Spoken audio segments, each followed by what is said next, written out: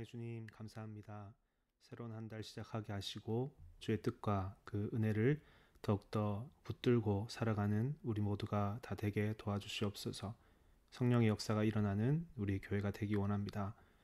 하나님의 뜻과 그 마음이 향해 있는 그곳을 늘 바라보고 함께 동행하는 우리가 다 되게 도와주시옵소서. 주께 소리를 붙드시고 도우시는 그 성령의 함께 하심을 늘 기억하고 의지함으로 사는 우리가 되기 원합니다. 새로운 한 달 오직 주님께 봉헌 드리기 원하며 모든 것 예수님 이름으로 기도드립니다. 아멘. 오늘 주신 말씀은 창세기 4장 말씀입니다. 아담이 그의 아내 하와와 동침하매 하와가 임신하여 가인을 낳고 이르되 내가 여호와와 말미암아 득남하였다 하니라. 그가 또 가인의 아우 아벨을 낳았는데 아벨은 양치는 자였고 가인은 농사하는 자였더라. 세월이 지난 후에 가인은 땅의 소산으로 제물을 삼아 여호와께 드렸고 아벨은 자기도 양의 첫 새끼와 그 기름으로 드렸더니 여호와께서 아벨과 그의 제물은 받으셨으나 가인과 그의 제물은 받지 아니하신지라. 가인이 몹시 분하여 안색이 변하니 여호와께서 가인에게 이르시되 내가 분하여 함은 어찌 됨이며 안색이 변함은 어찌 됨이냐. 내가 선을 행하면 어찌 낯을 들지 못하겠느냐. 선을 행하지 아니하면 죄가 문에 엎드려 있느니라. 죄가 너를 원하나 너는 죄를 다스릴지니라. 아멘. 여호와께서 아벨과 그의 제물은 받으셨으나 가인과 그의 제물은 받지 아니하신지라. 제목으로 말씀 전하겠습니다. 창세기 1장부터 11장의 이야기는 우리는 흔히 원역사라고 얘기합니다. 창세의 이야기로부터 바벨탑 사건까지의 그 사건들은 그 안에서 인류의 모든 역사를 우리는 읽어내고 이해할 수가 있게 됩니다. 본문이 있는 창세기 4장에 가인과 아벨이 하나님께 제사를 드리는 이야기입니다. 하지만 이것은 단지 그때 그 두 사람의 이야기일 뿐만이 아니라 대대로 흐르는 인간 안에 있는 두 가지 역사에 대한 이야기입니다. 오늘날에도 여전히 그러한 역사가 있고 저와 여러분들의 역사이기도 한 것입니다.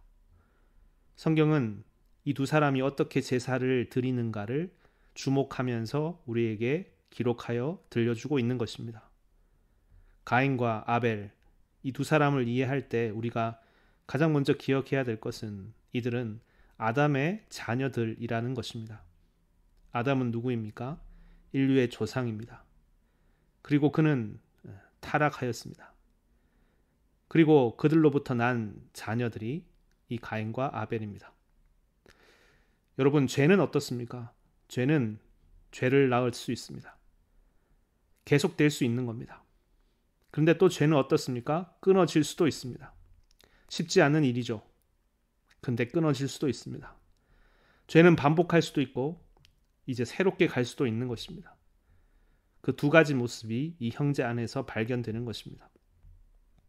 창세기 25장 22절을 보면 그 아들들이 그의 태 속에서 서로 싸우는지라 그가 이르되 이럴 경우에는 내가 어찌할꼬 하고 가서 여호와께 묻자온대 여호와께서 그에게 이르시되 두 국민이 내 태중에 있구나.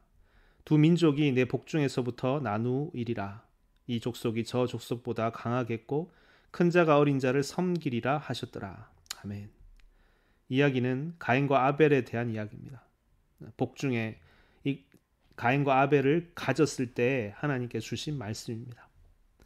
이 두 형제 간의 이야기는 뭐라고 얘기하십니까? 단지 두 형제가 탄생하는 이야기가 아니라 이들은 두 나라요, 두 국민이 내 태중에 있구나 라고 말씀하십니다. 각각의 민족, 각각의 나라의 대표들이 지금 한 태중에 있는 것입니다. 여러분, 우리도 교회 안에서 한 교회 안에서 있지만 우리가 한 교회 안에서 성도들을 만나고 살지만 이렇게 생각하는 사람이 있다면 그 관계가 사뭇 달라질 것입니다. 이것이 앞으로 이루어질 두 민족, 두 나라, 두 대표 간의 만남인데 우리의 후손들은 이렇게 말할 것입니다. 그때 우리 조상들은 이렇게 만났었고 이런 관계를 맺었었다고.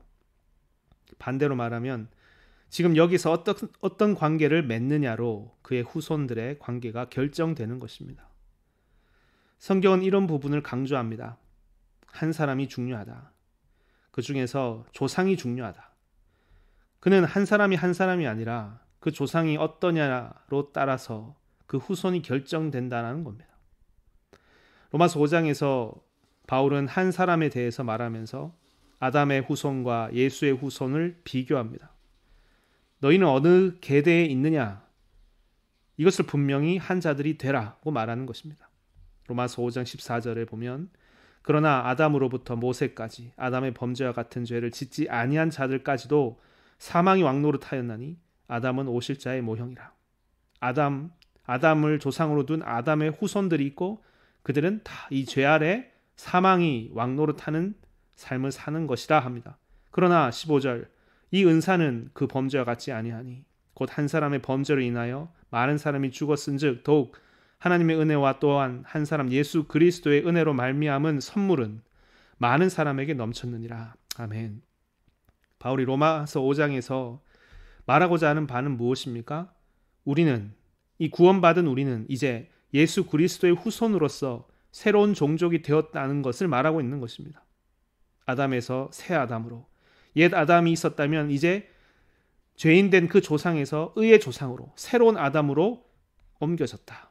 새로운 아담을 조상으로 둔 자들로 바뀌어졌다. 이 놀라운 선언, 이 분명한 깨달음 아래서 우리는 우리에게 있는 죄와 싸우고 살아가야 된다는 것이 로마서 5장의 주제입니다.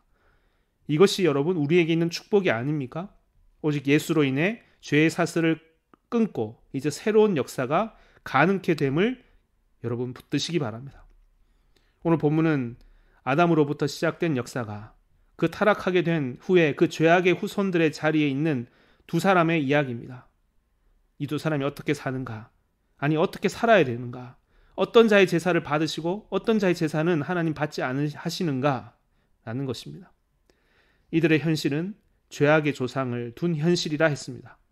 마치 오늘 우리가 처해 있는 이 세상의 죄악의 환경 가운데 있는 우리 모두의 모습일 수 있고 아니면 구원받은 이후에라도 여전히 죄의 습관성 안에 있는 우리들의 모습인지도 모릅니다. 이들은 어떤 삶을 살아야 합니까?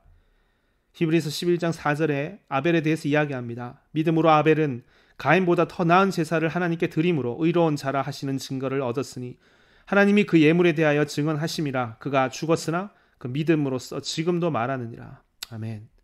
두 사람이 하나님께 제사를 드릴 때 한 사람은 믿음의 제사로 한 사람은 그렇지 못한 제사로 드린 것입니다. 그 예물이 증거한다라고 말합니다. 하나님 받으시는 제사를 아벨은 드린 것입니다. 어떤 제사입니까? 그들의 아비로부터 시작한 그 죄악의 역사를 움켜잡고 그것에서 돌이키고 회개하며 떠나는 역사를 써간 것이 아니겠습니까? 아니면 여전히 그 정죄의 역사, 하나님을 향한 반역과 오해의 역사를 써가는 것입니까? 이것이 바로 이 역사 현장 앞에 있는 두 가지 제사를 드리는 자들의 모습입니다. 로마서 12장 1절에 그러므로 형제들아 내가 하나님의 모든 자비하심으로 너희를 권하노니 너희 몸을 하나님이 기뻐하시는 거룩한 산제물로 드리라. 이는 너희가 드릴 영적 예배니라. 아멘. 권면하는 바울은 말합니다. 우리는 살아있는 제사, 하나님이 기뻐하시는 제사, 그것은 삶으로 드리는 제사이니라. 아벨은 그 죄악의 역사에서부터 회개하고 떠나는 삶으로 믿음의 역사를 쓴 것이고 그것이 양으로 상징되는 제물입니다. 정죄와 하나님 위에 서려고 하는 것이 아니라 겸손과 자복과 순종과 그리고 늘 새로운 푸른 초장을 찾아 떠나는 듯한 그 변혁하는 삶을 사는 자들의 모습. 하나님은 그 아벨과 그의 제물을 받으신 것입니다. 그러나 가인은 그러하지 못했다. 오늘 본문의 6절에 여호와께서 가인에게 이르시되 내가 분하여 함은 어찌 됨이며 안식이 변함은 어찌 됨이냐. 그는 분노하고 그는 미워하고 원망했습니다. 동생이 더 높여진 것 같은 것에 대해서 시기하고 질투에 휩싸여 있는데 거기에 대해서 하나님은 말씀하십니다. 너는 어찌하여 안색이 변했느냐. 이 말은 이것은 근거 없는 분노라는 말입니다. 너가 왜 분하여 하느냐라는 말입니다. 7절에 내가 선을 행하면 어찌 낯을 들지 못하겠느냐. 선을 행하지 아니하면 죄가 문화에 엎드려 있느니라. 죄가 너를 원하나 너는 죄를 다스릴지니라. 너 앞에 죄가 있다. 죄가 너를 삼키려 하니 너는 그 죄를 이기라고 말씀하십니다. 그러나 이 말에 대한 가인의 응답은 성경에 기록되어 있지 않습니다. 가인은 여기에 대해서 직면했어야 됐습니다. 하지만 그는 거기에 정복당했습니다. 동생에 대한 미움, 시기, 원망, 질투로 그를 죽여버립니다. 이 끔찍한 이야기, 이 죄악의 역사가 아담으로부터 또다시 이어져 가는 것입니다. 여러분, 우리가 새로운 한 달을 시작할 때 우리는 이 말씀 앞에 다시 우리들의 모습을 바라보고 정직하게 대하기 원합니다. 우리는 이 역사의 현장 앞에서 어떤 모습입니까? 어떤 마음입니까? 어떤 자세입니까? 혹여나 조금이라도 분노와 미움과 시기와 원망으로 이 은혜의 역사를 잃어버리는 자가 되지 않기를 원합니다. 죄에 삼키우지 말고 오히려 선으로 악을 삼키는 자들이 되기 바랍니다. 예수님의 모습이 우리에게 귀한 모범이 됩니다. 그의 삶 속에서 주님은 이스라엘로부터 많은 미움, 시기와 질투와 철저한 거절과 거부와 미움 속에 끝까지 그들을 향해 나아가셨고 결정적으로 십자가 위에서 하나님의 버리심의 그 자리에서도 참으시고 분노하지 않으시고 원망하지 않으시고 그 화살을 다른 곳으로 다른 이에게 쏘지 않고 오히려 그 모든 죄를 다 삼키고 스스로 지고 그 길로 걸어가신 겁니다. 가장 높으신 분이 가장 낮은 자를 향해 섬기신 사건, 큰 자가 작은 자를 섬긴 사건입니다. 이것을 주님 받으시고 모든 인류의 구원의 주로 세우셨습니다. 여러분, 이 두 제사의 모습 속에서 진정 오늘 우리에게 하나님께서 받으시기 원하시는 제사가 무엇인지를 다시 확인하시고 진정으로 회개하고 또 자복하면서 새롭게 진정 주께서 기뻐 받으시는 삶의 제사로 드려 새로운 생명의 역사가, 새로운 시대가 활짝 열리기를 축원드립니다. 기도하시겠습니다. 사랑의 주님, 주께서 주신 귀한 은혜의 한때를 우리가 살기 원합니다. 이전에 있었던 과거의 모습, 삶의 습관과 반복 가운데 죄의 노예가 사망의 왕노릇한 데서 벗어나 이제 의가 왕노릇하는 새로운 세대로 우리가 들어오게 되었음에 감사와 찬양을 드립니다. 우리가 이 세계를 다시 굳게 붙들고 이 싸움을, 선한 싸움을 싸워가는 우리가 다 되게 도와주시옵소서.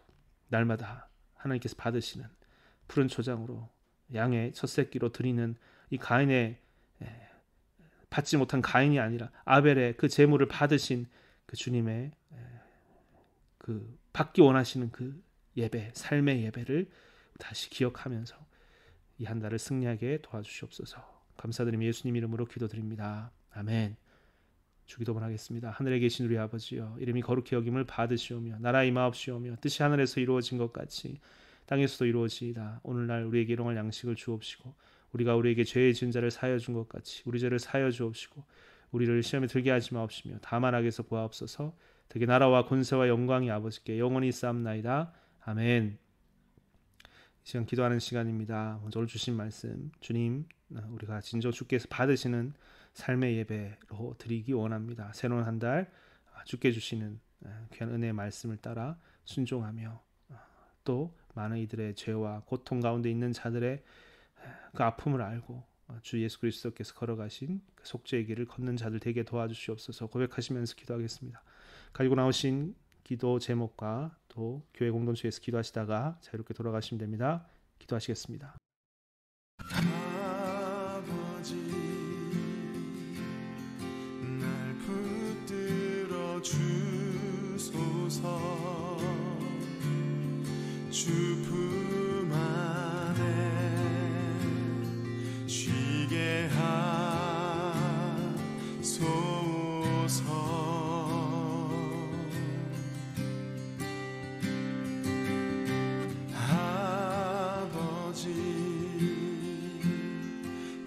깨닫게 하소서.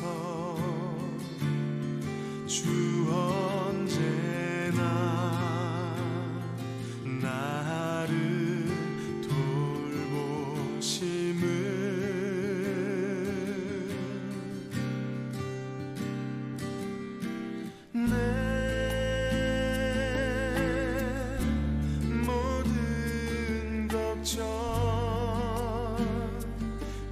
주의 발 앞에 놓으리. 주 여기 계셔. 나의 모습 이대로